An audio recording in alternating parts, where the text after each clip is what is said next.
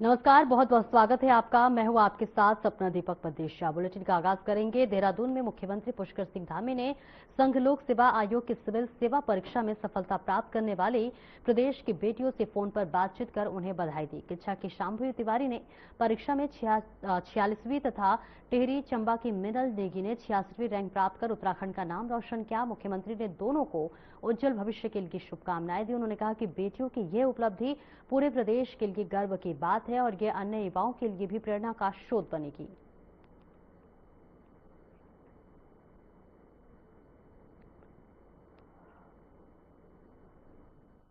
नमस्ते सर, कैसे हैं आप? मैं अच्छा हूँ। आपको बहुत बहुत बधाई, शुभकामनाएं। बहुत आपको है बड़ा अच्छा आपकी अचीवमेंट रही है। भगवान की थैंक कृपा, यू। आपके माता पिता को, सबको मेरी तरफ से बहुत थैंक यू शुभकामनाएं। सर। है ना। बहुत जी अच्छा, सर। बहुत अच्छा। और आगे भी इसी तरह से करते रहिए, है ना। ये हाँ आपकी जी एक सर। शुरुआत है अभी, और क्या है, अभी आगे बहुत लंबा रास्ता तय करना है। जी सर, जी सर। खूब नाम रोशन करना है। और अभी धन्यवाद सर। हम लोगों को, मुझे भी व्यक्तिगत रूप से बहुत अच्छा लगा आपकी सफलता पर, है ना। थैंक तो you sir, thank you sir. बहुत थैंक यू सर, टाइम शुभकामनाएं। निकालने के लिए बहुत बहुत धन्यवाद। चलिए, मेरी शुभकामनाएं आपको फिर से। Thank you sir, thank you sir. Thank you. हाँ शाम्भवी, आपको बहुत बहुत मेरी तरफ से बहुत शुभकामनाएं, बहुत बधाई। आपने बहुत अच्छी सफलता हासिल की है और हम सब लोगों को बहुत अच्छा लग रहा है ना। बहुत बढ़िया, हम लोग सब लोगों को अच्छा लगा। आगे बढ़िए, खूब भगवान की कृपा आप पर बनी रहे। आपके माता पिताजी का, सबका जो है बड़ा योगदान इसमें है, और उनको भी मेरी तरफ से बहुत बधाइयाँ।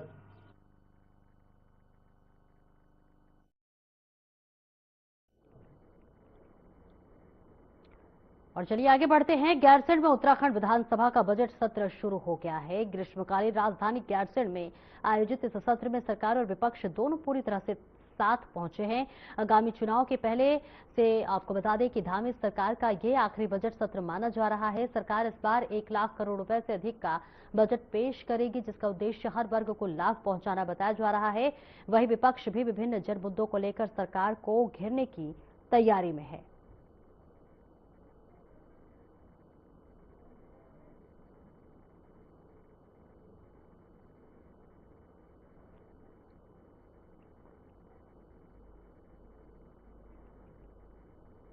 गैरसैंण में मुख्यमंत्री पुष्कर सिंह धामी ने वर्ष 2026 के राज्य बजट को लेकर बड़ा उत्साह जताया है। उन्होंने कहा है कि ये बजट शानदार और विकासोन्मुखी होगा, जो समाज के हर वर्ग की उम्मीदों पर खरा उतरेगा। मुख्यमंत्री के अनुसार बजट तैयार करते समय विभिन्न हितधारकों और समाज के अलग अलग वर्गों से सुझाव लिए गए हैं। उन्होंने कहा कि सदन में हर मुद्दे पर चर्चा के लिए सरकार पूरी तरह से तैयार है। सीएम धामी ने विपक्ष से भी सकारात्मक चर्चा की अपील करते हुए कहा कि अधिक चर्चा से बेहतर परिणाम सामने आएंगे और बजट की पूरी तस्वीर पेश होने पर साफ हो जाएगी।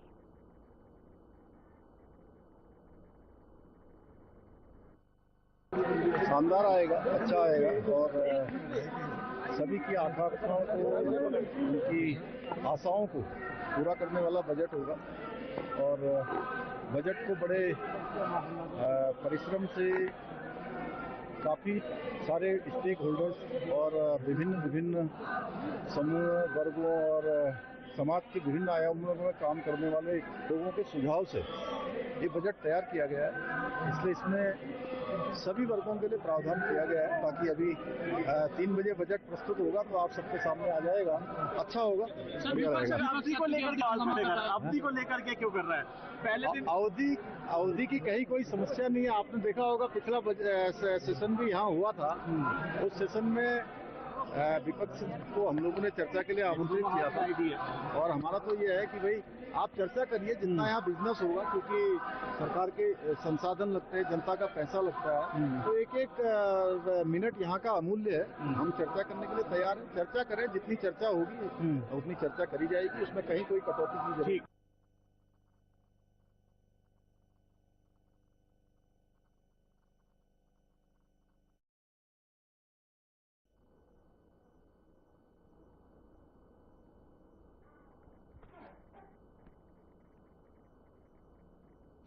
उत्तराखंड विधानसभा के बजट सत्र आज भराड़ीसैंण में शुरू होगा, जहां सबसे पहले सुबह सदन की कार्रवाई प्रारंभ होगी, जिसमें राज्यपाल गुरमीत सिंह सरकार का अगले 1 वर्ष का दृष्टि पत्र पेश करेंगे। जिसके बाद विधानसभा अध्यक्ष ऋतु भूषण खंडूरी राज्यपाल के अभिभाषण का पाठ करेंगी, जिसके बाद मुख्यमंत्री पुष्कर सिंह धामी वर्ष 2026-27 का बजट सदन में प्रस्तुत करेंगे। तो वही बजट सत्र के दौरान कई महत्वपूर्ण विधेयक भी सदन में पटल पर रखे जाएंगे।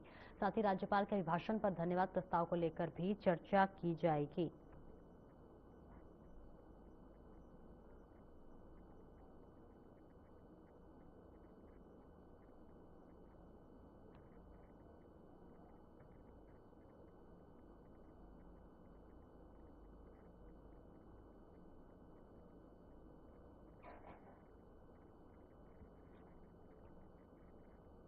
मुख्यमंत्री पुष्कर सिंह धामी ने गैरसैंण भ्रमण के दौरान विधानसभा सत्र से जुड़ी व्यवस्थाओं का जायजा लिया। इस दौरान उन्होंने सफाई कर्मियों, पुलिस जवानों और सत्र के सफल संचालन में लगे कर्मचारियों से मुलाकात कर उनका कुशलक्षेम जाना और आत्मीय संवाद किया। तो वही भ्रमण के दौरान मुख्यमंत्री रसोई गृह भी पहुंचे, जहां उन्होंने तैयार हो रहे भोजन की व्यवस्थाओं का निरीक्षण किया और कर्मचारियों से उनकी कार्यप्रणाली और इसके साथ ही आवश्यकताओं की जानकारी ली।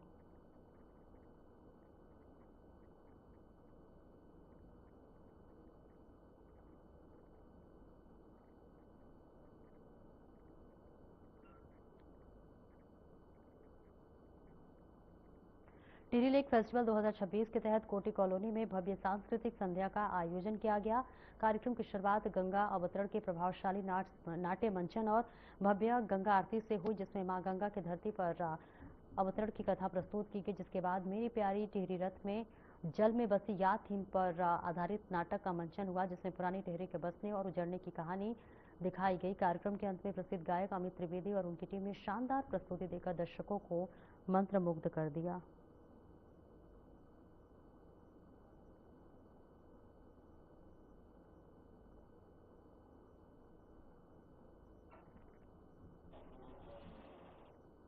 देहरादून के मुख्य सेवक सदन में अंतर्राष्ट्रीय महिला दिवस के अवसर पर आयोजित नारी तू नारायणी कार्यक्रम में मुख्यमंत्री पुष्कर सिंह धामी ने प्रदेश भर की 38 वरिष्ठ महिलाओं को सम्मानित किया। जहां इस मौके पर मुख्यमंत्री ने कहा कि पहाड़ की असली ताकत उनकी मातृशक्ति है और महिलाओं के त्याग, संस्कारों और संघर्ष से समाज और राष्ट्र की नींव मजबूत होती है। तो वह इस अवसर पर कार्यक्रम में कैबिनेट मंत्री रेखा आर्य सहित कई गणमान्य लोग मौजूद रहे।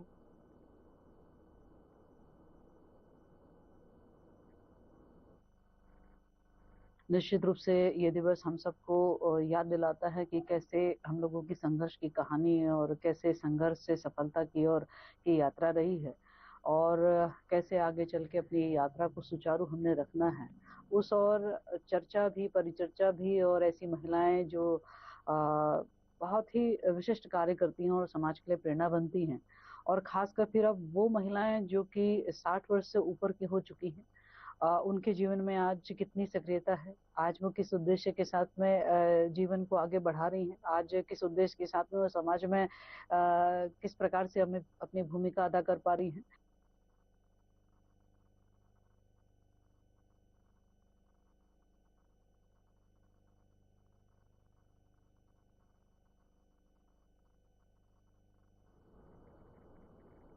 हल्द्वानी में नेता प्रतिपक्ष यशपाल आर्य ने कहा कि गैरसैंण में चल रहे विधानसभा बजट सत्र के दौरान कांग्रेस सरकार को कई महत्वपूर्ण मुद्दों पर घेरने की तैयारी में है। उन्होंने कहा कि प्रदेश में बेरोजगारी, महंगाई, स्वास्थ्य सेवाओं की खराब स्थिति, शिक्षा व्यवस्था और किसानों से जुड़े मुद्दों को सदन में मजबूती से उठाया जाएगा। मीडिया से बातचीत में उन्होंने कहा कि सरकार बड़े बड़े दावे तो कर रही है, लेकिन जमीनी स्तर पर उनका असर दिखाई नहीं दे रहा है। उन्होंने कहा कि कांग्रेस के सभी विधायक एकजुट होकर जनता की आवाज को सदन में उठाएंगे और सरकार से जवाब मांगेंगे।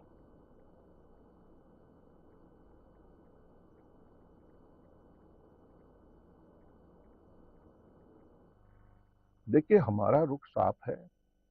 अब सवाल के जवाब चाहते हैं, हम नियमों के अंतर्गत सरकार को से सवाल करेंगे, जवाब मांगेंगे नियमों के अंतर्गत। और भ्रष्टाचार एक बहुत बड़ा मुद्दा है,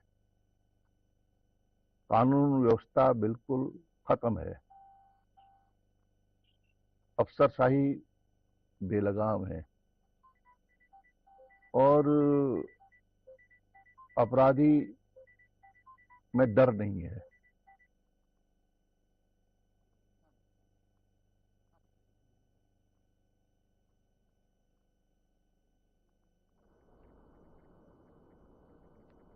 उत्तराखंड सरकार ने कैबिनेट बैठक में राज्य में 3 नए निजी यूनिवर्सिटी स्थापित करने को मंजूरी दे दी है। इन यूनिवर्सिटियों में नैनीताल जिले में माउंट वैली यूनिवर्सिटी, जबकि देहरादून जिले में तुजाल यूनिवर्सिटी और शिवालिक यूनिवर्सिटी स्थापित किए जाएंगे, जिसके तहत बीजेपी प्रदेश प्रवक्ता हनी पाठक ने धामी सरकार के इस कदम का स्वागत करते हुए कहा कि सरकार प्रदेश के विकास के लिए लगातार काम कर रही है और उत्तराखंड को एजुकेशन हब बनाने की दिशा में ये एक महत्वपूर्ण पहल है।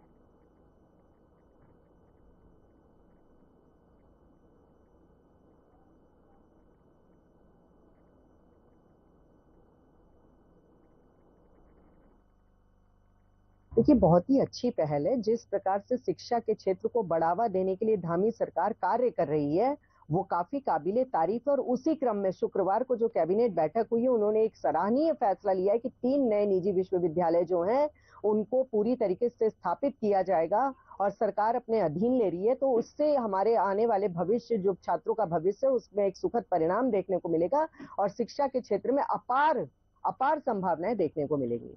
एजुकेशन हब बनाने की जो सरकार बात कर रही है, ये अच्छी बात है, एजुकेशन हब बने, लेकिन सरकार नकल माफियाओं को रोकने में नाकाम साबित हुई है। किस प्रकार से यूपी SSSC में भारतीय जनता पार्टी के नेताओं के नाम आ रहे हैं और यहाँ पे जो इनके भारतीय जनता पार्टी के नेता उन्हीं के स्कूलों में इस प्रकार के काम कर रहे हैं। सख्त नकल विरोधी कानून की ये बात कर रहे थे, लेकिन यहाँ पे पेपर लीक सबसे पहले उत्तराखंड के अंदर हो जाता है। अगर आप एजुकेशन हब बनाना चाहते हैं तो सबसे पहले आप अपने नेताओं को, आपको जो इसमें धंधे में संलिप्त है, उनके खिलाफ आपको कार्रवाई करनी चाहिए।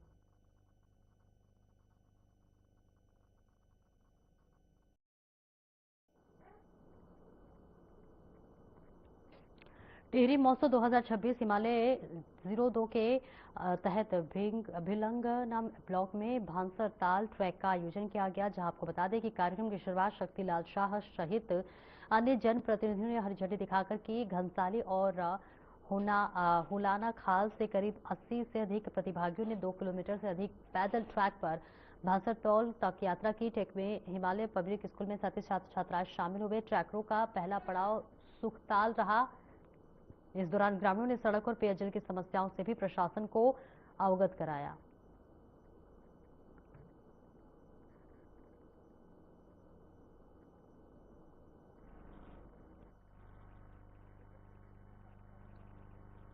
बहुत पहले से प्रयास किए थे। हमारे पास जराल ताल हो गया, हमारे पास भांसर ताल हो गया, हमारे पास जगदीशिला हो गई, हमारे पास बोधा केदार वाला क्षेत्र हो गया, हमारे पास अपना ये विश्वनाथ। तो हमने आज बड़ी खुशी के साथ कह सकते हैं, कल माननीय मुख्यमंत्री जी ने इस फेस्टिवल का विधिवत उद्घाटन किया। अपनी पौराणिक संस्कृति के लिए, अपनी पुरानी धरोहर के लिए और हम पुरानी चीजों पे और विशेषकर तीर्थाटन और पर्यटन की दृष्टि से जो स्थान डेवलप हो सकते हैं, जिससे रोजगार भी मिलेगा, स्वरोजगार भी मिलेगा।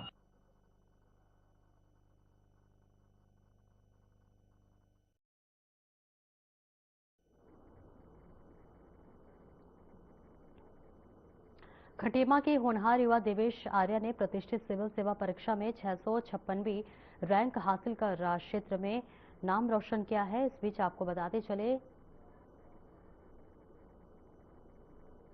साथ ही साथ प्रदेश का भी नाम रोशन किया है। इस बीच 23 वर्षीय देवेश ने यह सफलता अपने दूसरे प्रयास में प्राप्त की है। उनकी प्रारंभिक शिक्षा सराफ पब्लिक स्कूल से हुई है, जहां उन्होंने हाई स्कूल में 86.8% और इंटरमीडिएट में 94.8% अंक हासिल किया है। इसके बाद उन्होंने हिंदू कॉलेज से BSc की पढ़ाई पूरी की। तो वहीं इस मौके पर देवेश ने अपनी सफलता का श्रेय माता पिता, बहनों और शिक्षकों को देते हुए कहा कि लक्ष्य पर फोकस और अनुशासन सफलता की कुंजी है। काफ़ी खुशी हैं, सब लोग एक्साइटेड हैं, फैमिली वाले भी एक्साइटेड हैं, दूर दूर से कॉल भी आ रहे हैं। मैं भी काफ़ी खुश हूँ। बिलीव नहीं हो रहा है कि फाइनली क्लियर हो गया है, पर हाँ क्लियर हो गया है। मेहनत काफ़ी करनी पड़ी, 2-3 साल लगे, तो थोड़ा कंसिस्टेंट रहना पड़ा, अपना गोल्स फॉलो, टास्क फॉलो करने पड़े। पहले तो अपने पेरेंट्स, अपनी फैमिली को देना चाहूँगा। इन्हीं से मैंने देखा था कि एडमिनिस्ट्रेशन में कैसे काम होता है, तो इनसे मोटिवेशन मिला। इन लोगों ने बहुत सपोर्ट किया है मुझे, तो इन सबको मैं थैंक करना चाहूँगा। आपका कोई भी गोल हो उसको फॉलो कीजिए, इतना भी बड़ा गोल हो उसको छोटे छोटे गोल्स में डिवाइड कीजिए और कंसिस्टेंट रहिए, फॉलो डिसिप्लिन रहिए। एक ना एक टाइम बाद आपको सक्सेस जरूर मिलेगी।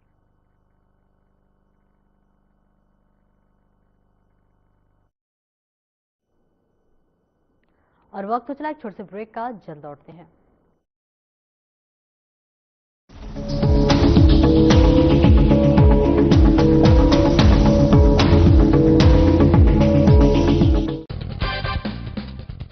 दोस्तों, आपने महसूस किया होगा कि आपके बच्चे अब मोबाइल को, टीवी को ज्यादा समय देते हैं। क्यों? क्योंकि आपके पास आपके बच्चों के लिए वक्त बचा ही नहीं है। आप या तो अपने ऑफिस में बिजी रहते हैं या फिर अपनी जिंदगी में। लेकिन मैं आपको दो ऐसी घटनाएं बताऊंगा जिसे सुनने के बाद आपके रोंगटे खड़े हो जाएंगे। शायद आप परिवार पर जरूर ध्यान देना शुरू कर देंगे। महाराष्ट्र के पालघर में एक 6 साल की बच्ची की हत्या हो जाती है। पूरा परिवार गम में सहमा हुआ, डरा हुआ सा है। आखिर क्यों 6 साल की बच्ची से किसी की क्या दुश्मनी हो सकती है? परिवार का किसी से कोई विवाद भी नहीं था। फिर यह हत्या किसने की? गौर से सुनिए। यह हत्या उसके चचेरे भाई ने की, जिसकी उम्र सिर्फ 13 साल की थी। वो अपनी बहन से जलता था, जलसी करता था, जिसे फोबिया था कि घर के लोग उसकी बहन से ज्यादा प्यार करते हैं और वो इसे बर्दाश्त नहीं कर पा रहा था। बात यहीं खत्म नहीं हुई। सोचिए, इतना बड़ा कदम उसने कैसे उठाया? क्या ख्याल आया होगा उसको? कैसे उसने सब ये प्लान किया होगा? बच्चा कई दिन से एक सीरियल किलर वेब सीरीज देख रहा था, जिसे देखकर उसने पूरा प्लान मन ही मन बना लिया कि कैसे उसे अपनी बहन को मारना है। उसने पहले बहन के साथ गेम्स खेले, खाना खाया, हंसी मजाक किया और फिर गला घोंटकर उसकी हत्या कर दी। वो अपनी बहन से इतनी नफरत करता था कि उसने सिर्फ गला घोंटकर मारा ही नहीं, बल्कि उसके चेहरे को पत्थर से कुचल दिया। उसने पुलिस को भी बताया कि सब उसकी बहन से ज्यादा प्यार करते थे, जिसे वो नहीं सह पाता था। उसने वेब सीरीज का नाम बताया और कहा इसी से सब कुछ सीखा है और ये सब अंजाम दिया है। अब आप बताइए, इसमें क्या सिर्फ उस बच्चे की गलती थी? घर के अंदर बच्चा मोबाइल में घर में क्या कर रहा है, क्या देख रहा है, क्या पेरेंट्स की जिम्मेवारी नहीं है? वो बच्चों पर ध्यान दें, देखें कि क्या कर रहा है बेटा या बेटी। बच्चे के अंदर जब ये भावना आ रही थी कि परिवार बहन से ज्यादा प्यार करता है, तब किसी ने क्यों इस बात को नहीं समझा, क्यों ख्याल नहीं रखा? अब ऐसा ही एक और मामला सुनिए, उड़ीसा के जगत सिंहपुर जिले का। यहां ऑनलाइन गेम खेलने से मना करने पर कॉलेज के एक छात्र ने अपने माता पिता और बहन की पत्थर से हमला कर कथित रूप से हत्या कर दी। उस लड़के की उम्र सिर्फ 21 साल है। वो अपने माता पिता और बहन से इसलिए नाराज था क्योंकि वो उसे मोबाइल फोन पर ऑनलाइन गेम खेलने से रोकते थे। लड़के को गिरफ्तार कर लिया गया है, लेकिन फिर वही सवाल और वही बात, कहां हैं आप लोग? आखिर क्यों आप लोग इस बात को नहीं समझ रहे हैं कि अपना समय बेहतरीन बनाने के लिए, बच्चों को खुश करने के लिए या फिर उनकी जरूरतों को पूरा करने के लिए समय से पहले उनके हाथ में मोबाइल दे रहे हैं? ये मोबाइल सिर्फ उनको नहीं, आपको भी बर्बाद कर रहा है। मैं ये नहीं कहता कि मोबाइल फोन या सोशल मीडिया खराब है। मैं ये जरूर कहना चाहता हूं कि समय से पहले कोई भी चीज किसी को देना गलत है। आपको ध्यान देना होगा बच्चे का इंटरेस्ट कहां जा रहा है, उसे क्या पसंद है, वो क्या चाहता है, वो क्या देख रहा है, उसे कहां जाना पसंद है। कहीं घर पर वो किसी बात से असहज तो नहीं महसूस कर रहा। ये सब कुछ जिस दिन आप देखना समझना शुरू कर देंगे, शायद उस दिन के बाद आपके बच्चे में और आप में बहुत कुछ बेहतर हो जाएगा। कहते हैं ना कि संतान घर के दीपक होते हैं, पर यदि दीपक को गलत जगह रख देंगे तो वो घर को जलाकर राख कर देगा। इसलिए परवरिश पर ध्यान दें, बच्चों के साथ समय बिताएं। नमस्कार।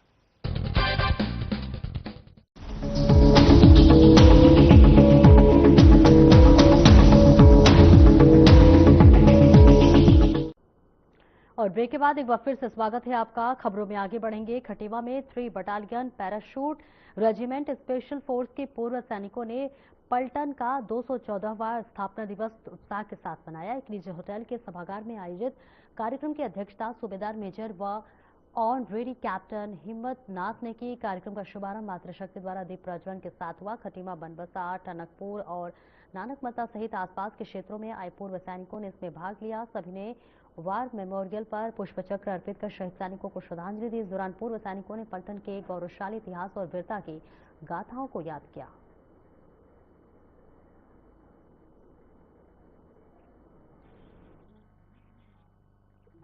आज के दिन हम हमारी बटालियन 3 पैरा विशेष बल का 214वां स्थापना दिवस मना रहे हैं। यह स्थापना दिवस हर वर्ष इसी दिन मनाया जाता है, 8 मार्च को। आज से 213 साल पहले 8 मार्च 1813 को ये बटालियन खड़ी हुई थी, उसमें अंग्रेजों के नेतृत्व में। उसके बाद ये लगातार चलाया जा रहा है। नई पीढ़ी के लिए मैं ये कहना चाहूंगा कि हमारे जो बच्चे आज सेना में जाने के इच्छुक हैं, ज्यादा से ज्यादा पैरा रेजिमेंट को, उसमें भी स्पेशल फोर्स को चॉइस करें और उसमें जाने की कोशिश करें। इस रेजिमेंट की एक खासियत है, जो उंगली में गिनी जाने वाली कुछ यूनिट्स हैं जो कि 2-2 बार यूएन मिशन में गई थी, और हमारी यूनिट उनमें से एक है जो कि 1855 में पहली बार यूएन फोर्स के तौर पर गई थी, और उसके बाद 2008 में अगेन जो है यूएन कंटीजेंट के तौर पर यूएन में सर्विस के लिए, और ये स्पेशल अचीवमेंट है। रही बात कि हम क्यों मनाते हैं, हम उन वीर शहीदों को याद करते हैं, पलटन के उन कामों को याद करते हैं, ताकि आने वाली पीढ़ियों को एक मैसेज जाए कि अगर इतिहास बनाया जाएगा तो उसको याद भी किया जाएगा। उनको हम एक जवाबदारी देना चाहते हैं कि उनको वो इतिहास बनाए, ताकि आने वाले कल में उनके इतिहास को भी याद किया जा सके।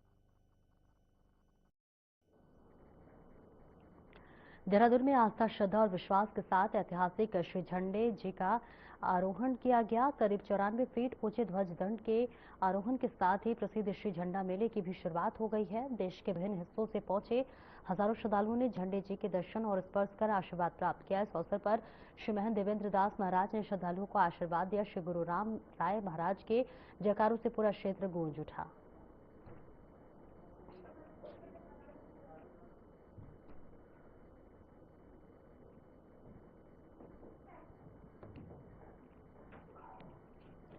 इस बीच देहरादून के ऐतिहासिक श्री दरबार साहिब में विश्व प्रसिद्ध श्री झंडे जी मेले का भव्य शुभारंभ हो गया है। श्री गुरु राम राय महाराज के प्रकाशोत्सव के अवसर पर 94 फीट ऊंचे पवित्र ध्वजदंड के आरोहण के साथ मेले की शुरुआत हो गई है।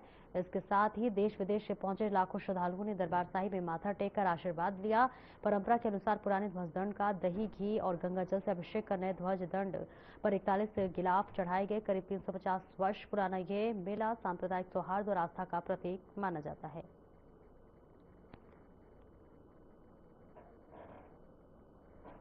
एक दिन बाद सप्तमी को जो पुराना देहरादून नगर है, जब श्री गुरु राम जी महाराज यहाँ पे तपस्या करते थे, तो वो हर रोज सुबह शाम जो स्थानीय हमारे सेवक थे उस समय उनको दर्शन देते थे और उनका दुख दर्द बांटते थे। तो वही जो है संगतें आज भी उसी पथ का अनुसरण करती है। और ये जो नगर परिक्रमा है, ये दरबार साहिब से सुबह परसों 7:30 बजे शुरू होकर, पहले इसका समय जो है 10 बजे था, लेकिन हमने क्योंकि ट्रैफिक जाम होता है और लोगों को दिक्कतें होती हैं, तो इसका समय हमने सुबह 7:30 कर दिया और इसका रूट भी हमने कम किया। पहले प्रिंस चौक से होकर, और काफी इसका बड़ा आकार था, तो इसको हमने थोड़ा इसका संक्षिप्त किया है। तो ये दरबार साहिब से 7:30 बजे शुरू होकर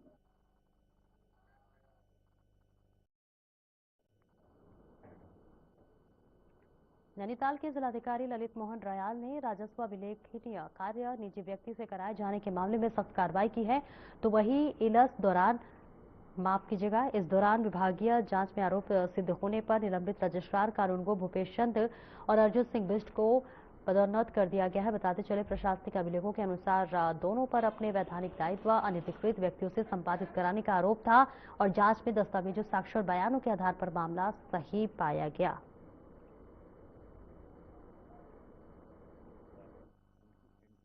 रजिस्ट्रार कानूनगो का पद काफी सेंसिटिव होता है और जो राजस्व प्रकृति के मामले होते हैं, वाद होते हैं या उनकी एंट्रीज होती है रेवेन्यू रिकॉर्ड्स की, वो ऑथराइज्ड आदमी ही कर सकता है। तो उसके लिए जो हमारी भूलेख नियमावली है उसमें रजिस्ट्रार कानूनगो उसके लिए अधिकृत है, और अगर ये पावर्स किसी प्राइवेट आदमी को दिया जाए तो उससे जो हमारे सरकारी दस्तावेज हैं उनकी शुद्धता और विश्वसनीयता खतरे में आती है। ये बात इन लोगों ने इंक्वायरी के दौरान दोनों अधिकारियों ने इस बात को कन्फेस भी किया है। फिलहाल इस बुलेटिन में इतना ही। नमस्कार।